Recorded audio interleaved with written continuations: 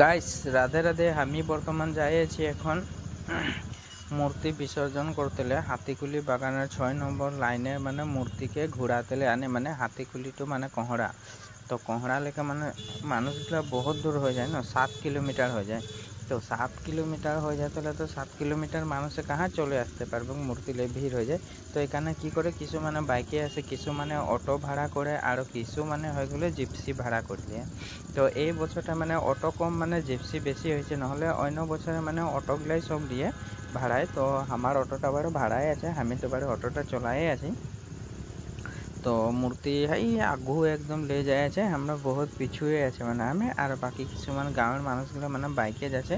তো এনেও তো পূজায় মানে অতনা একটা ফুর্তি করে নাই হবে, তো এইটা ফুর্তি। তো এখন দুর্গা মাটাকে দেখাই দিয়ে মানে সামনে এই যে দুর্গা মাটাকে লে করে যায় মানে ঘোড়ায় করে লে যায়।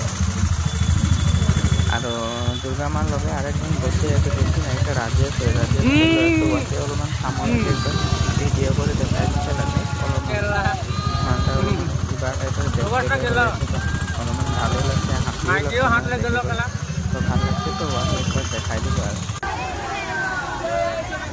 তো এখন মানে আসে করে চারালি আছে পাই গেলে আর তো ধরে আসে করে চারালি তাহলে তো গাড়ি দিয়ে সব লাইন লেগে যাইছে।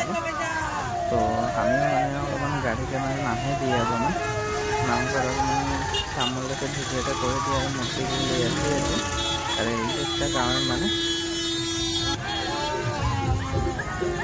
তো গাইস এইদিকে আমি আছি। তো এই हमको অলপমান পূজা পূজা লাগছে আর ভিডিও দেখুন আর এইটা হয়ে গেলে আমাদের পবনদা জিপসি গাড়ি ও মানুষ উঠাই লে যায় আর বিসর্জন করছে। তো এখন বর্তমান আসে পাই গেলে রাঙাজানে মানে কি হলো রখাইছি, কিছুমান মানুষে আরতি করছে, জমা আছে কিবা করছে মানে, তো আগু দিকে করে আছে।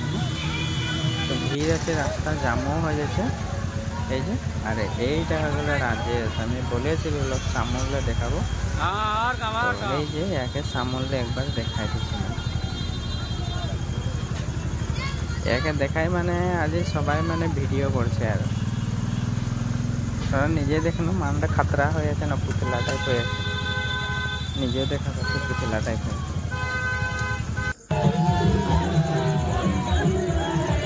আর এইখানে আসে পাই গেলে আমরা মাঝলাইন, তো মাঝলাইনে মানে সবাই নাচে আছে। তো আমরাও নাচতে মন যাচ্ছে মানে এদের লেগে অলপমান, তো নাচে থাকলে তো সবাইকে নাচতে মন যায় না, তো অলপমান মানুষগুলো চিল্লাই দিই আর একটু নাচে গিয়ে।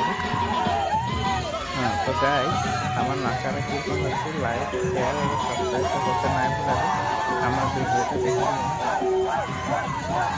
আর जितना পারবি শেয়ার করিए। तो दुर्गा पूजा दर्शन মানে হাতিগুলি লাইনে হয়, তো অলপমান নাচে ফুর্তিটা করে দিয়ে এনে তো বড় নাচা নাচে নাই হয় পূজা করতে নাচা হয় অলপমান গরম পূজাটায়। তো এবার বর্ষণ ঘুরতে ঘুরতে গেল তো জুয়াই না। তো এইদিকে দেখ অলপমান বলে ঝুমরও নাচতে লাগে, তো সবাই বলে ঝুমরও নাচছে, তো অলপমান ঝুমরও নাচে দিতে লাগে, ঝুমর নাচলে সেখানে মানে ভালো লাগতে পারে।